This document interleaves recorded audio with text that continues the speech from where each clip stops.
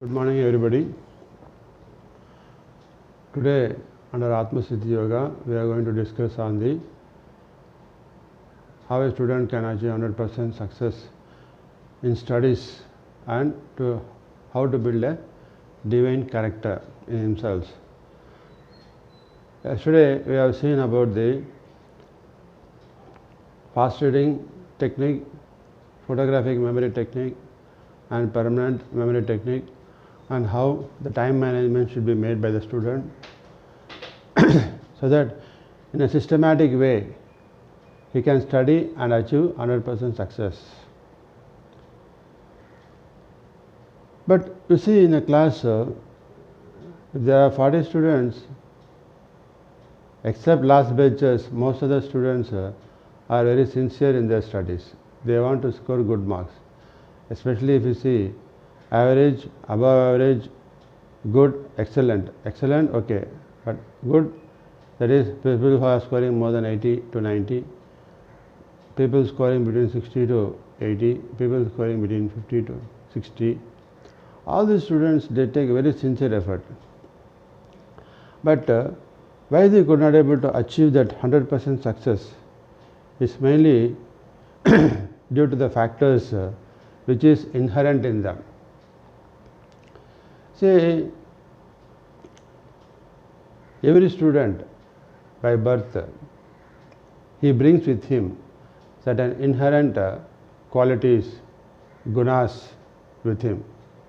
You see, some children by birth itself, they seem to be a prodigies. They are excellent genius. Some students, some children, they are average, above average. That is, in the sense, when we react with them to ask any questions, some people react very fast in a very smart way. Some children, they react very calm. They remain silent. They won't speak much. So, how they have been taught? Because they are coming to the world for the first time and seeing the people. But why this variance in their qualities? They are only after 5 years, when they go to school, they start learning.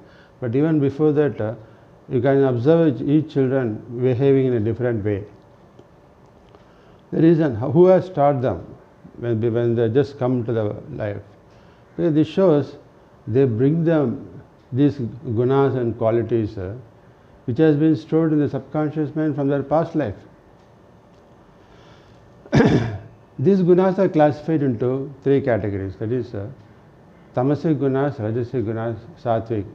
Of course, the refined and divine form of sattvic is the divine gunas that we have already discussed.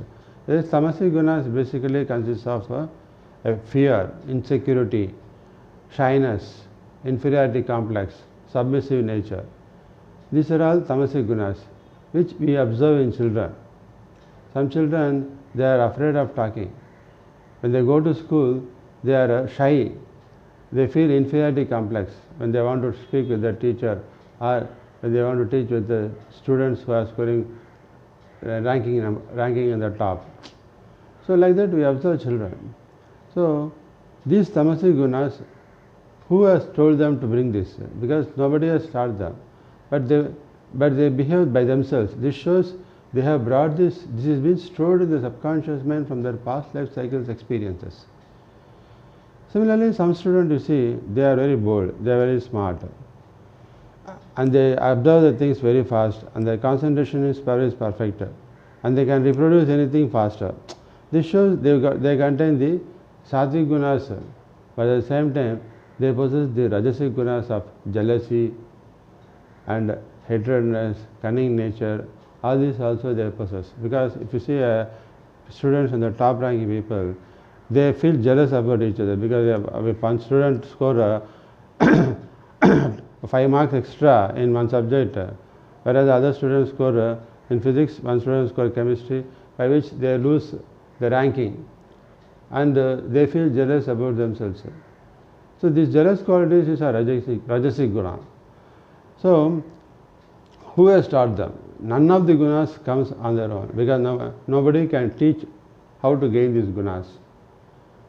A person is fearful means fear cannot be taught, jealousy cannot be taught, crookedness cannot be taught. It comes by way of, by spontaneously when a buddhi faces any event. It automatically comes to a person. Kindness also, generosity also, universal love also. Nothing can be taught. It comes on its own. How it comes is based on the past life experiences and past experiences that is stored in the subconscious mind. So what is to be done is, whatever good gunas we have to carry out, like sattvic and divine gunas. What are the sattvic gunas?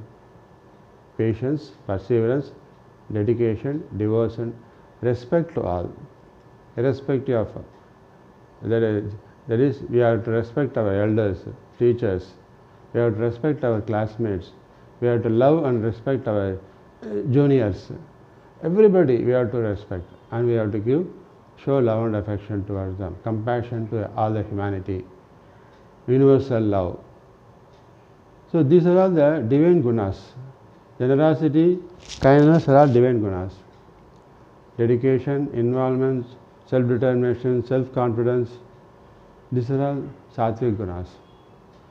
So these sattvic and divine gunas, one should imbibe in them. And whereas, as I told you, none of the gunas are brought by themselves. It reflects spontaneously.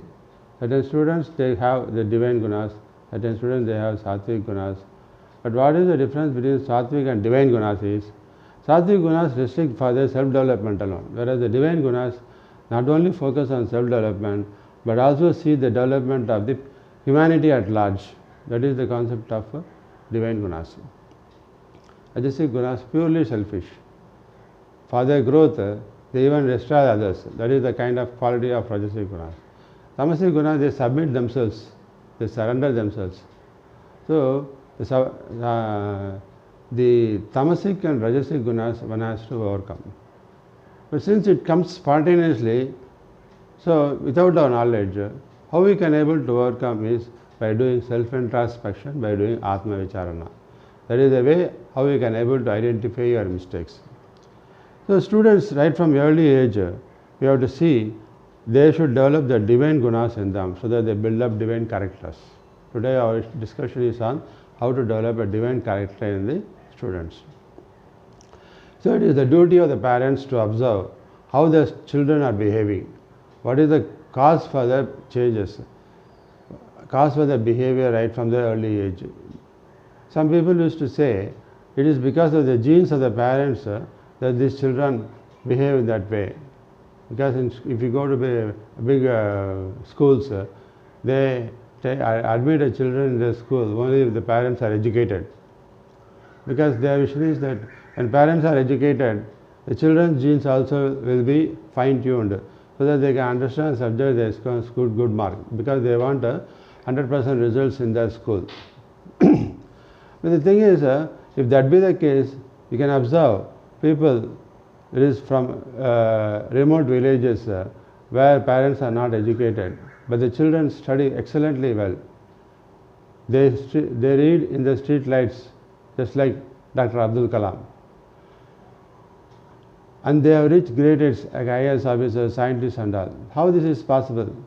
Because if sometimes you say both the father and mother are highly qualified, but a child may not be such much successful. He would have become a drug addict or he would have gone in the wrong path. Why? Because the environment matters. How the parents bring up a child matters. If they focus on their own self-development, on their own enjoyment, forgetting about the duties they have to do for the children may go in the wrong path. So various factors play in developing a good character and conduct of a child. One thing is what they bring in inherently from their previous life cycle. That is one thing. And the other aspect is how the environment is created for them to build a divine character.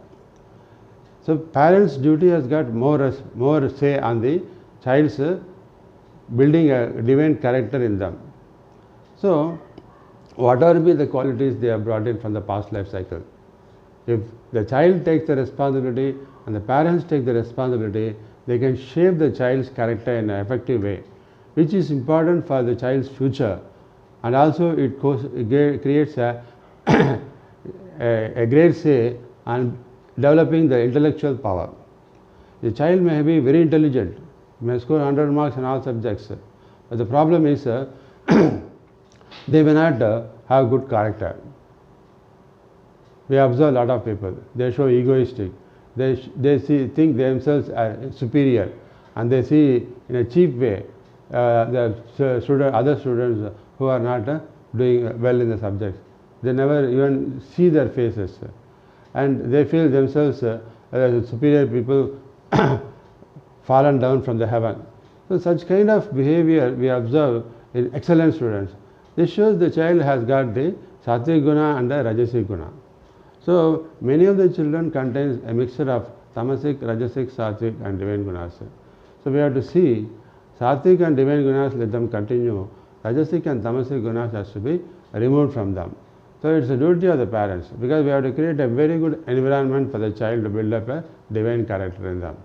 So for this, the student should be trained to develop these sattvic and divine gunas, so that these gunas, once they record in the subconscious mind, automatically the tamasic and rajasic gunas, what is stored in their subconscious mind, gets slowly erased, and the inspiration and the divine thoughts, divine practices what the parents give to the child with all love and affection will enable them to achieve great success in their career in building a good divine character in them.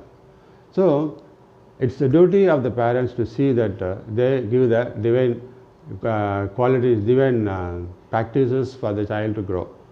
So in the next session we will see what are the practices to be imbibed in the child, and how the parent can do this to bring in the child in a divine way.